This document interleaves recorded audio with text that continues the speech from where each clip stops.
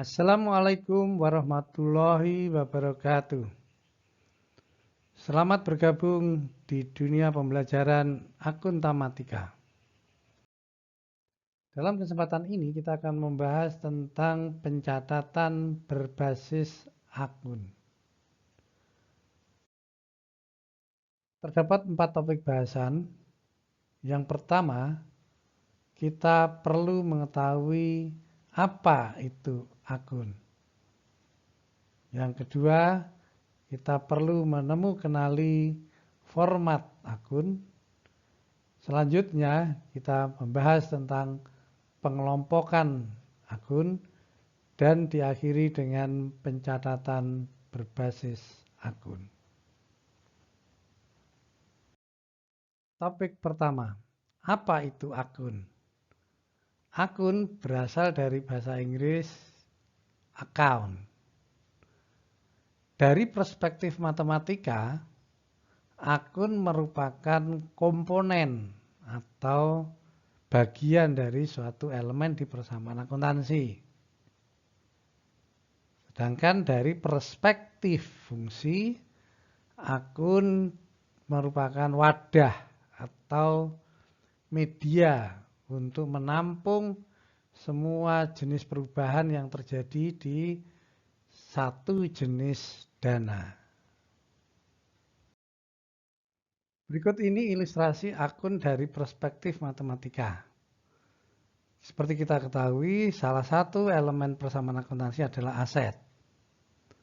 Selanjutnya, aset terdiri dari banyak akun, antara lain kas, bahan habis pakai, biaya dibayar muka, piutang usaha, gedung, kendaraan, dan masih banyak nama-nama akun yang dapat dibentuk oleh entitas usaha sesuai kebutuhan.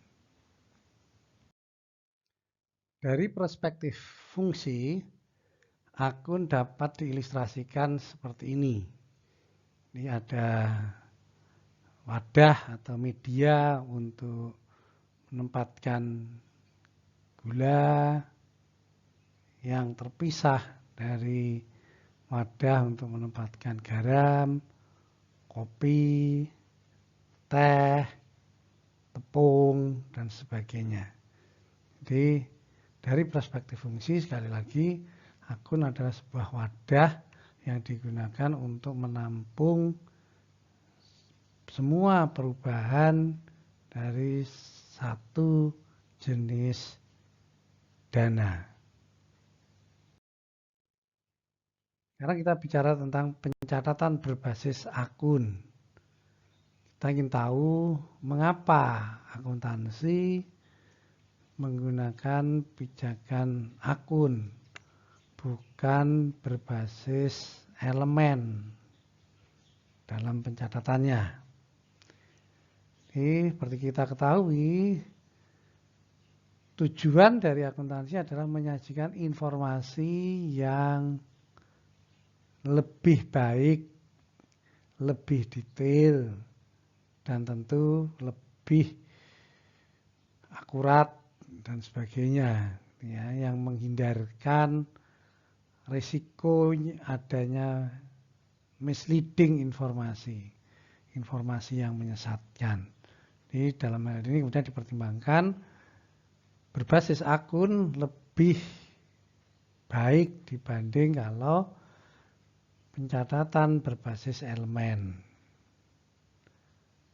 Ada dua prinsip dikaitkan dengan pencatatan berbasis akun. Yang pertama adalah bahwa setiap elemen persamaan akuntansi dapat dijabarkan menjadi akun-akun. Kemudian prinsip yang kedua, aturan debit kredit sebagaimana yang telah kita pelajari di sesi sebelumnya itu juga berlaku di basis akun. Dalam hal ini, aturan debit kredit akun mengikuti elemen yang merupakan induknya. Ya, kalau akun A merupakan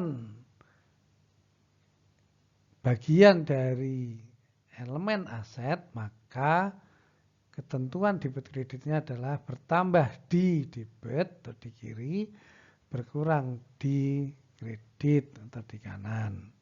Baliknya, kalau misalnya ada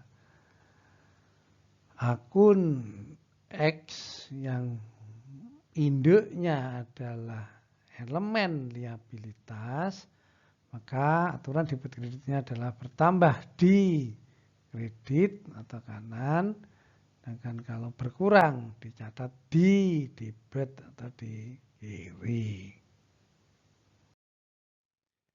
Topik yang kedua, kita membahas tentang format akun.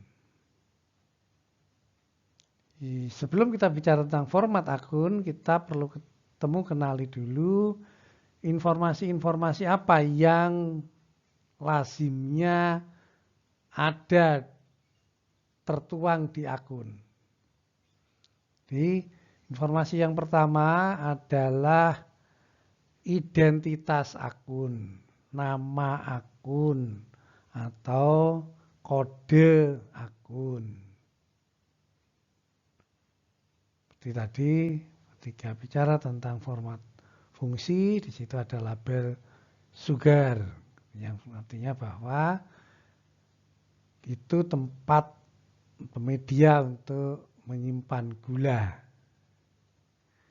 Kemudian yang kedua, terdiri dari dua sisi, minimal terdiri dari dua sisi, yaitu sisi kiri dan sisi kanan. Yang mana salah satu sisi digunakan untuk menampung penambahan-penambahan dan sisi yang lain digunakan untuk menampung pengurangan-pengurangan. Kemudian yang ketiga, tersedia kolom tanggal dan kolom nilai moneter. Nah, sementara format akun sendiri itu sebenarnya bagian dari pilar rancang bangun. Sepanjang 3 informasi dasar tersebut terpenuhi, maka bisa dibuat format sesuai kebutuhan. Memang dalam kaitannya dengan pembelajaran, format yang lazim adalah format T atau disebut dengan akun T, karena dia mencerminkan keseimbangan sisi kiri dan sisi kanan. Berikut ini ilustrasi format T untuk sebuah akun yang disebut dengan kas. Di sini kita lihat ada akun kas kode 100, kemudian ada sisi kiri debit dan sisi kanan kredit, kemudian ada tanggal dan nilai moneter untuk masing-masing sisi. Kalau kemudian deskripsi, ini bisa ditambahkan ataupun informasi-informasi yang lain. Yang jelas formatnya adalah format T, tanpa bermaksud untuk mengatakan bahwa tidak ada format yang lain. Ya, jadi format T hanya untuk memudahkan dalam pembelajaran. Topik yang ketiga kita bahas tentang pengelompokan akun. Jadi pada dasarnya akun dapat dikelompokkan berdasarkan yang pertama adalah berdasarkan elemen. Jadi di situ ada 6 jenis akun. Aset, biaya, pembalian ke pemilik, liabilitas, ekuitas, dan penghasilan. Yang sesuai dengan persamaan akuntansi yang digunakan tentu. Atau kemudian di akuntansi juga mengenal pengelompokan akun berdasarkan keberadaannya. Yang pertama adalah akun real atau akun permanen. Dalam hal ini adalah atau mencerminkan elemen aset, liabilitas dan ekuitas. Kemudian akun nominal atau akun sementara. Dalam hal ini mencerminkan biaya, pengembalian ke pemilik, dan penghasilan. Nah, sekilas kita ingin tahu apa itu akun real dan apa itu akun nominal. Jadi, per definisi, akun permanen atau akun real jika akun itu keberadaannya bersifat permanen. Tidak dipindah atau ditutup untuk kepentingan penyusunan laporan keuangan secara periodik. Kecuali memang akun itu bersaldo 0, maka otomatis akun itu hilang, hapus, ditutup. Ya. Sedangkan akun sementara atau akun nominal, jika akun tersebut keberadaannya bersifat sementara, dia lazim dibentuk di periode berjalan dan ditutup di akhir periode untuk kepentingan penyusunan laporan keuangan. Jadi sekali lagi, akun sementara atau akun nominal itu adalah elemen biaya, pengembalian ke pemilik, dan penghasilan. Karena ketiga elemen tersebut akan ditutup dalam rangka penyusunan laporan keuangan. Topik yang keempat terkait dengan pencatatan berbasis akun.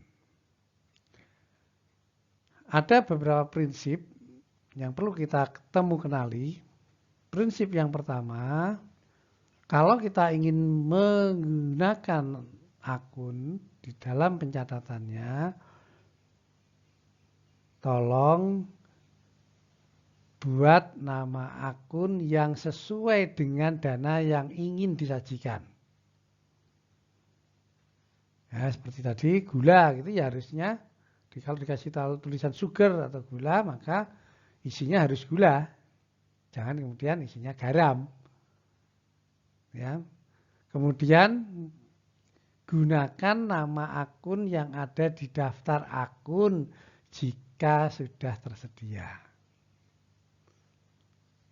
Dan prinsip yang kedua, aturan debit kredit setiap akun sesuai dengan elemen induknya.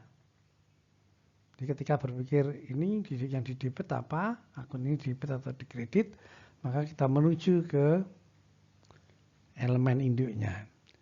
Dan kemudian yang ketiga, pencatatan harus menjaga keseimbangan hukum dana. Seperti kita ketahui, hukum dana adalah salah satu hukum universal yang berlaku di akuntansi. Oke, kita lihat ilustrasinya. Misalnya adalah transaksi A, Rapi menerima kas Rp400.000 dari pemilik. Maka analisis faktanya atau analisis transaksinya tentu dari perspektif Rapi, aset berupa kas bertambah dan ekuitas yang bersumber dari modal atau setoran pemilik juga bertambah. Maka kemudian debit kreditnya seperti ini. Kas bertambah di debit, modal bertambah di kredit. Ilustrasi B. Rapi membeli secara tunai peralatan potong rambut senilai Rp150.000 tunai dari Adil. Maka antransnya, analisis transaksinya dari perspektif Rapi adalah Aset 1 berupa peralatan bertambah dan aset 2 berupa kas berkurang. Nah, kemudian mekanisme debit kreditnya adalah aset 1 bertambah di debit, aset 2 berupa kas berkurang di kredit.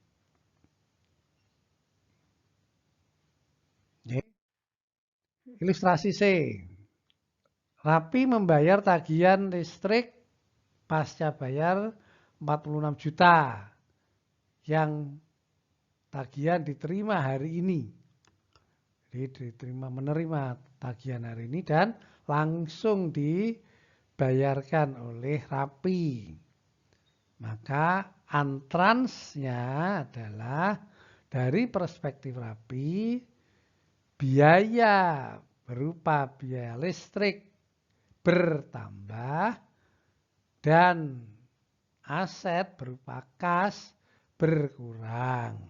Nah, mekanisme debit kreditnya biaya listrik di debit, kas di kredit. Ilustrasi D, Rapi menerima uang tunai 875.000 dari hasil usaha memotong rambut para pelanggan. Maka antransnya dari perspektif Rapi tentu kemudian penghasilan Rapi bertambah dan aset berupa kas juga bertambah. Mekanisme debit kredit berbasis akunnya, penghasilan bertambah di kredit, kas bertambah di debit. Ilustrasi E. Rapi membeli perabot 600.000 secara kredit. Antransnya dari perspektif Rapi, aset berupa peralatan bertambah dan liabilitas berupa utang usaha bertambah. Pencatatan berbasis akunnya adalah aset peralatan bertambah di debit, utang usaha bertambah di kredit. Dan selanjutnya ilustrasi terakhir adalah ilustrasi F. Rapi membeli kendaraan 15 juta rupiah yang dibayar tunai 5 juta, sisanya kredit. Antransnya dari perspektif Rapi, aset berupa kendaraan bertambah 15 juta, aset berupa kas berkurang 5 juta, dan liabilitas berupa uang utang usaha bertambah 10 juta.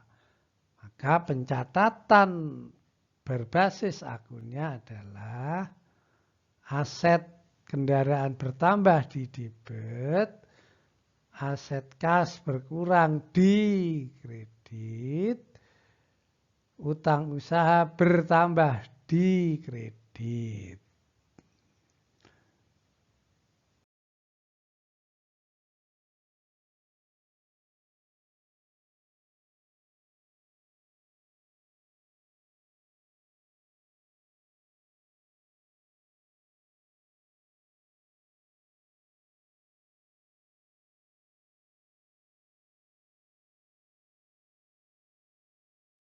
Demikian pembahasan kita kali ini.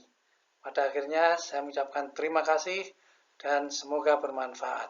Wassalamualaikum warahmatullahi wabarakatuh.